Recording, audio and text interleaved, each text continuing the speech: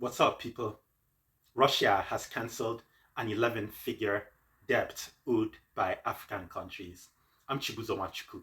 I'd appreciate you liking this video and subscribing to my channel.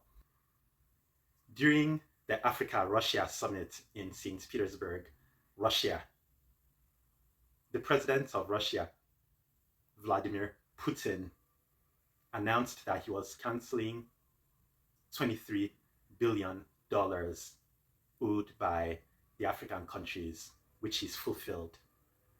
Yet he's allocating like $90 million towards the development of Africa. He also vowed to provide free grains to the poorest 6 nations of Africa. Those countries are hard-pressed. He also promised that the shipping costs will be covered by Moscow. Russia also plans to reopen its embassies in Burkina Faso and Equatorial Guinea, which were closed due to the leaders of the two countries at that time favoring the West. Vladimir Putin sees the ties with African countries as making it possible to enable the growth of the African Continental Free Trade Area, known as AFCFTA. Established in 2021, the organization AFCFTA is expected to have a GDP of like $3 trillion, which could make Africa one of the leaders in the multipolar world. The West must be really upset. I know the West prefers that Africa stays at the bottom. That is white supremacy. I roll the clips now. St Petersburg has come to an end. But Vladimir Putin is hoping it will mark the beginning of Russia's new plan for Africa. He's seeking a bigger role, similar to that of the Soviet Union in the past century.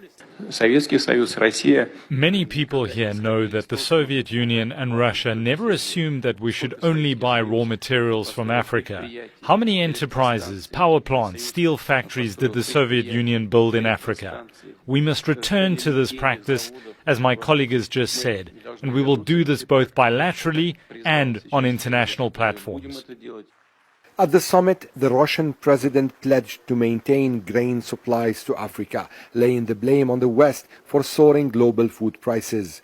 He also announced writing off $23 billion of African debts, the establishment of an African-Russian security coordination mechanism, and most importantly, discussed a peace plan for Ukraine presented by African leaders. President Putin has shown us that he is ready to dialogue and find a solution. Now we need to convince the other side. I hope we can do that. We have established once again that it can be done, and this gives us optimism. We are acting as a mediator. We will talk to one side and the other. I hope that we will achieve positive results. Nothing has really changed from last June when the initiative was first announced. I see Vladimir Putin as a savior of Africa. What he did is nice. That is generous and sweet of him. Other countries would rather claim properties of African countries to call it even. This is why, for example, Uganda lost its only international airport. China owns it now. Some African countries, if not most, are at risk of debt distress. The African countries still have a lot of debts to pay. They have other creditors. I would urge the African countries not to relax just because of Putin. While Russia is helping them develop economically, trying to make Africa a top power, a top continental power, the countries there need to use their resources and make the money to pay their other creditors.